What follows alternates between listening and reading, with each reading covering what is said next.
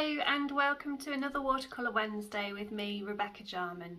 In this week's tutorial we're going to be painting this bee on a sunflower using the salt resist technique to create texture and a lot of wet in wet painting too.